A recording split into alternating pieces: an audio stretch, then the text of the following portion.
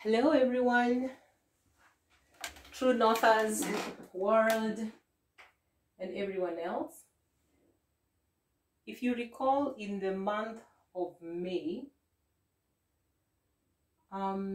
we answered a call to the public participation with regard to the Kenya Defence Forces Pensions and Gratuities Officers and Service Members Regulations 2021. I decided my face is not necessary, and perhaps the True North people's art therapy is. So you can be enjoying that painting as I take you through where the process has reached.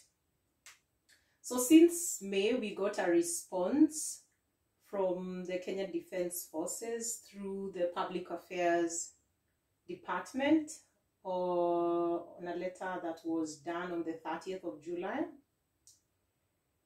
So yara yara. Then to the fun part.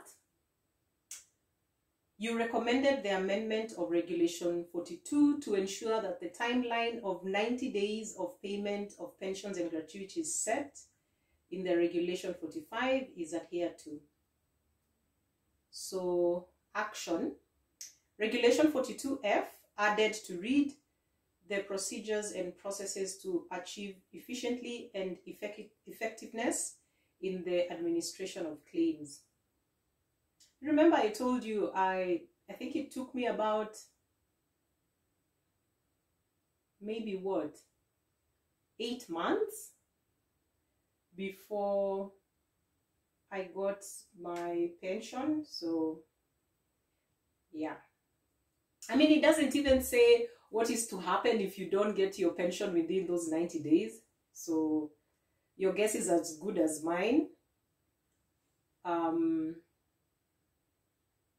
As to really how to enforce that. B,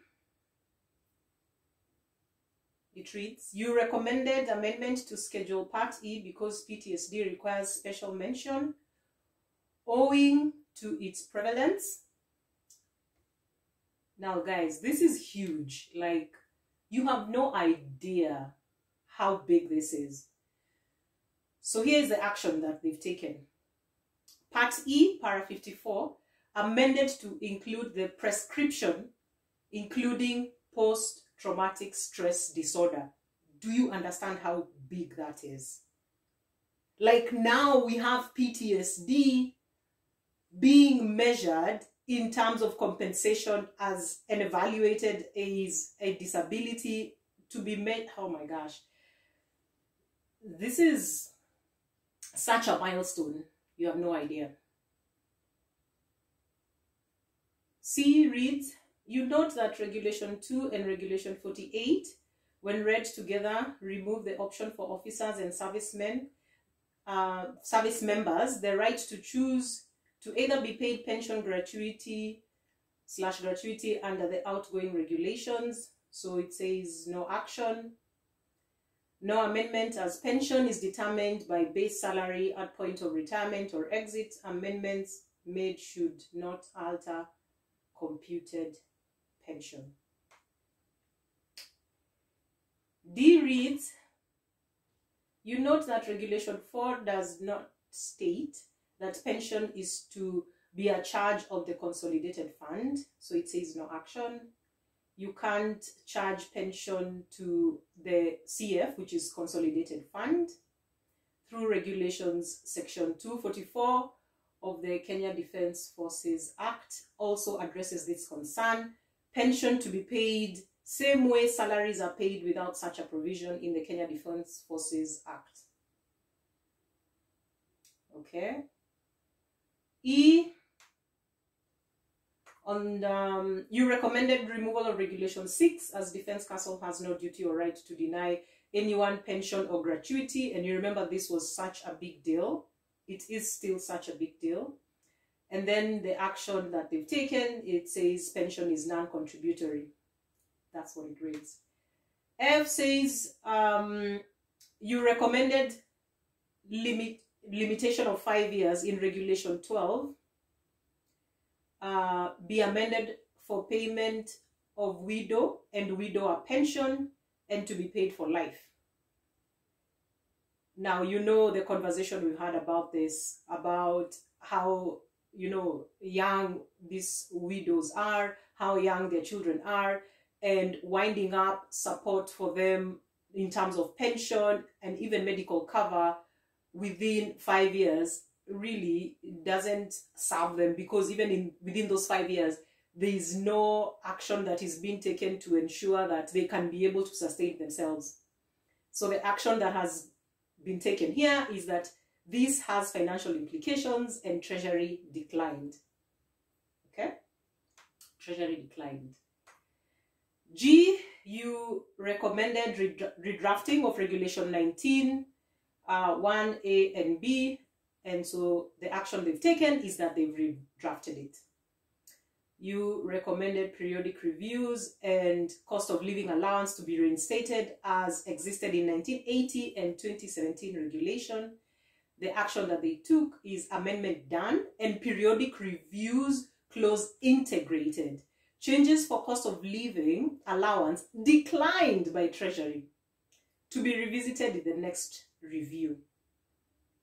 So there it is, ladies and gentlemen, military veterans and families.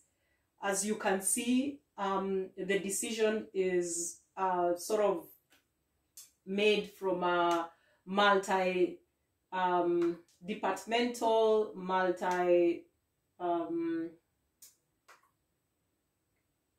what do you call these things? Institutions of government as well. And so that tells you that maybe there's something the people in Treasury need to understand about the story of military veterans and our families. Somebody needs to know our story and figure out where they're going to get the money. Just plainly saying Treasury declined, to me it sounds like an invitation, right? So what are the next steps that are going to happen? By the way, I never know whether this painting is up or down.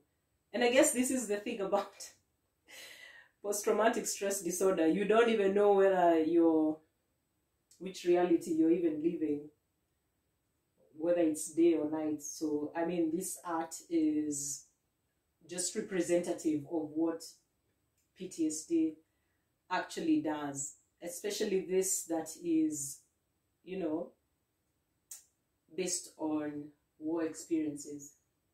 So the next steps is that there should be a publication of the regulations by the minister, right, for defense, and for them to be able to come to effect and for their submission to be made in Parliament, right? So the relevant committee in Parliament does not redraft or make changes to the regulations, right? Let's be clear on this. So the function in Parliament is being reserved for annulling or revoking the regulations in their entirety when necessary. So basically, Parliament will be guided by the considerations whether there's a fundamental breach to the principles of good governance and rule of law, some of which are particularized under Section 13 of the Statutory Instruments Act, right? And this should really, really, really encourage us as military veterans and our families as well. Get involved. Get involved, because if we don't bring our issues forward, if we don't tell our stories, then they are not known. If we don't familiarize ourselves with what the procedures are and follow them to the letter and demand accountability, then there is nothing that is worked in, you know, within a void. And again, I see this as an invitation for us to really be able to improve our care and protection as a government responsibility. And so we are basically looking out